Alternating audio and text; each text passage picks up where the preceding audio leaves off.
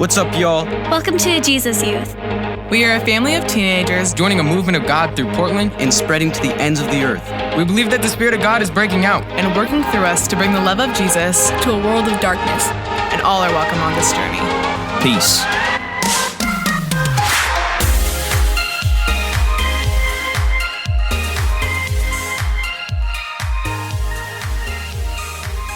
What is good, Jesus Youth? I'm Keithan, and I hope that you're ready for an incredible ride over the next couple months. We have started a collaboration with the Bible Project and Youth Alpha. Our crew has been chosen to pilot some brand new content for an upcoming video series that will be shared all over the world in the next couple years, which is really dope. We just came from a bunch of conversations about what is truth, going from topic to topic on some of the most confusing aspects of life in our culture. But now we are going to be going from asking what is truth to asking where is truth found. For billions of people across thousands of years, the answer to that question has been in the Bible. But if you're anything like me, the Bible can be confusing, sometimes disorienting and hard to get into, especially if you're someone that doesn't really like reading.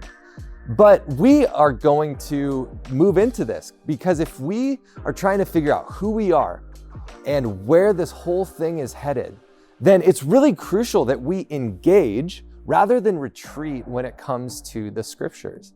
But the good thing is that you're not alone. You have God's Spirit, which will help you interpret some of the hard things and speak to you through the words on the page. But you also have each other and different guides that are going to come alongside you to help you along this path. Jesus loved the Bible, and we follow him. So our next chapter of becoming people that look like him is to get into this like he was.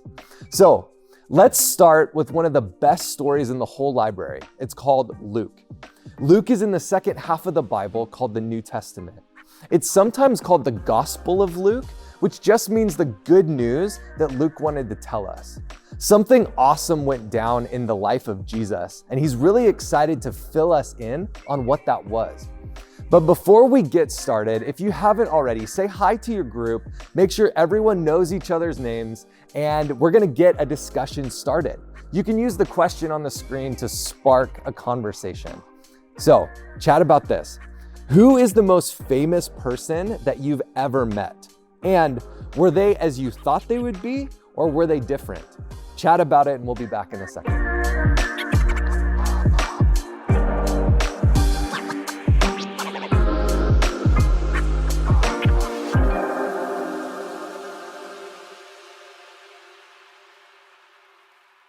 All right, welcome back. We have built these sessions around videos created by the Bible Project. And the Bible Project is based here in Portland, and they make incredible videos about different themes and books in the Bible. Their YouTube channel right now currently has 2.6 million subscribers and more in other languages, which is insane. And they let us use some of the videos they've made to help us understand the Gospel of Luke. But before we jump into the first couple chapters of Luke, here are a couple things that would be good for you to know. The Gospel of Luke is named after the author, Luke, who was a doctor who traveled with some of the early Christian leaders. He was observing everything that was happening around him. And at the time, news about Jesus was spreading fast from city to city, even internationally. Luke starts his story by telling us why he wrote it. He says this in chapter 1. Many people have set out to write accounts of the events that have been fulfilled among us. They used eyewitness reports circulating among us from the early disciples. Having carefully investigated everything from the beginning, I also have decided to write an accurate account for you, so that you can be certain of the truth of everything that you were taught. So he wrote about what he was seeing and hearing, so his reader could have the confidence that what they'd heard about Jesus was true. And one thing that stands out to me is that along the way, Luke includes a lot of historical facts about people and places as he tells the story. Like any good doctor would do, he's in the details. He wants his readers and future readers to understand who Jesus is and what it means for the world. So whether you know a lot about the Bible and about Jesus or very little, I think that you'll enjoy these videos and have a chance to talk about them with the people in your group. So let's check out Luke chapters 1 and 2 and explore the amazing events surrounding the birth of Jesus. We'll see the humble conditions of his family that give us a window into this upside down nature of Jesus' kingdom. And a couple minutes in, what's gonna happen is another question will flash up on the screen for you to pause this video and talk about before we continue. So here's the first half of the Bible Project video on Luke chapters 1 and 2.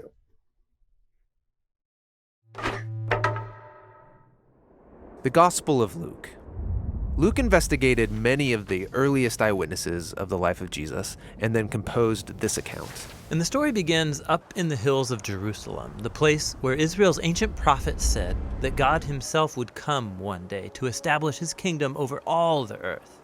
In the city is the temple, run by the priests, and one of them, named Zechariah, was working in the temple when he had a vision that freaks him out. An angel appears and says that he and his wife will have a son. What's this all about? Well, Zechariah and his wife, we're told, are very old. They've never been able to have children. And Luke's setting up a parallel here with Abraham and Sarah, the great ancestors of Israel, because they too were very old and could never have kids. Yet God gave them a son, Isaac, which is how the whole story of Israel began. And so Luke's implying here that God's about to do something that's significant for this people once again. The angel tells Zechariah to name the son John. And then he says that this son's going to fulfill a promise of Israel's ancient prophets, that somebody would come one day to prepare Israel to meet their God when he arrived to rule in Jerusalem. Because right now, Jerusalem is ruled by the Romans. Yeah, specifically, it's governed by a man named Herod, who's a puppet king under the Roman Empire. And so the Jewish people wanted nothing more than to be free and govern themselves in their own land. So this is shocking news. Everything's going to change. God's on his way. But how is he going to arrive? Well, to find out, Luke takes us out of Jerusalem and then up into a small town in the hills of an out-of-the-way region called Galilee. And there we find a young woman named Maryam, or we call her Mary. She was engaged to be married. And then an angel appears to Mary, saying that she's going to have a son. She's supposed to name him Jesus, which in Hebrew means the Lord saves. And he will be a king like David, who will rule over God's people forever. And then Mary asks, okay, well, how is this possible? Because I'm a virgin. And she's told that the same Holy Spirit that brought life and light out of darkness in Genesis chapter 1 is going to generate life inside her womb. God is about to bind himself to humanity through the conception and the birth of the Messiah. And so Mary goes from some backwoods, no-name girl to the future mother of the king? Exactly. In fact, she sings a song about how this reversal of her own social status points to a greater upheaval to come. Through her son, God's going to bring down rulers from their thrones and exalt the poor and the humble. He's going to turn the whole world order upside down. All right, everyone, here is a question that I want you to talk about in your group. So let's say that you, yes, you become a queen or a king over the world, and you get to set up a new world order. What is the first thing that you would do? Chat about this in your group, and we'll head into the next video after that.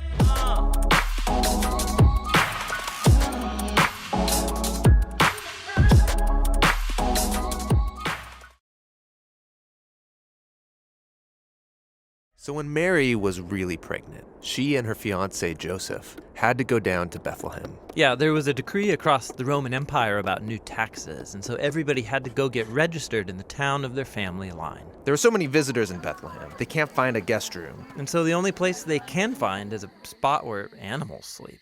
Now nearby were some shepherds with their flocks, and an angel appears, which of course freaks them out.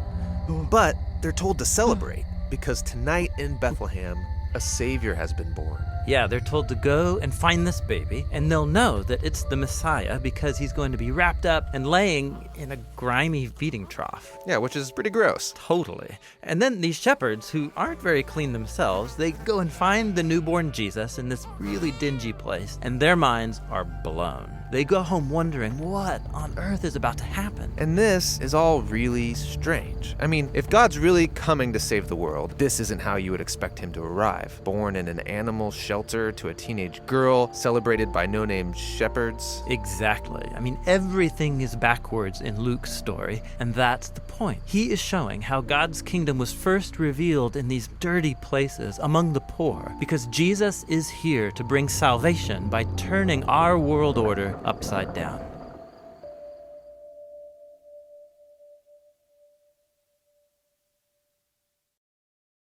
I love how that video ends with the flipping of the world upside down and elevating this king who was born in the middle of nowhere. It's an amazing story, an amazing video, but now what? When we read the Bible, we don't want to just leave it on the page or just on the screen. We believe that it can shape how you see and interact with the world around you. God fulfilled his promise to come into the world and make things right, but he did it in a way that no one was expecting through an infant. Jesus arrives as the expected and long prophesied king, but the way he arrived wasn't what anyone expected at all. It was surprising and in many ways upside down, which is a sign of things to come. It's always a good idea to try and imagine ourselves in the place of the people who would have been reading the book of the Bible that we're in, or to put ourselves in the place of the people in the story that we're reading. And if I try to imagine expecting a new ruler from God to arrive, to come and to save my people, change my country for the better, and I think about how that arrival would happen or who it would be announced to, I think, well, they probably start with powerful political leaders or cultural influencers. Yet here is a young woman and her fiance, shepherds, in a feeding trough for animals. No royalty, no influencers, just normal people. And I think if I were to plan all of this out today, it may look way more like calling a list of famous leaders and people, athletes, celebrities, influencers, and asking them to go and get the word out. But going to shepherds is kind of like going to fast food workers or gas station employees to be the first to see this king. It's upside down. Sometimes I wonder if the reason God allowed Mary and Joseph to arrive in the city to find no room left except where the animals slept was just so that the shepherds would feel right at home in the presence of this new king. It was unexpected and upside down. I think that's what Luke wants us to see here. See, God doesn't favor those who are exalted by the standards of the world. Even our schools, our sports teams, or clubs often just prop up and celebrate the most talented or successful or influential. But if this is how God begins his story of redemption, how would this change how we engage those around us? Shepherds, an unmarried pregnant teenage girl, and a shed become the heroes of this story. Who would this story celebrate if it were written in your life and your sphere of influence? I have a feeling that we should pay attention to this theme of Jesus being the expected king and look for how he shows people that he is the one that they were truly hoping for. And I find at the beginning of the story is so fascinating because it already tells us a lot about how Jesus' kingdom works and what he will be like when he's the king over all of us. So that's what we'll look at together as this journey continues over the next couple months. At the end of this video, there will be a few more questions that I would love for you to chat about with your small group. And I also want to let you know that there are a few ways that you can go deeper through these sessions if you want to over the coming weeks. First, you could download the Bible app and look up the reading plan for Luke Acts from the Bible Project. Next, you could join us in reading Luke chapters 1 and 2 this week and write down any notes or thoughts that you had from the text and come ready to share those next week at youth. And lastly, you can check out any other Bible Project videos on YouTube. Just find their channel, because any of that content is going to be helpful as we continue to engage this story over the next couple months. So that's it. That's session 1. Gather up with your crew, chat through these last couple of questions, and we'll see you next week.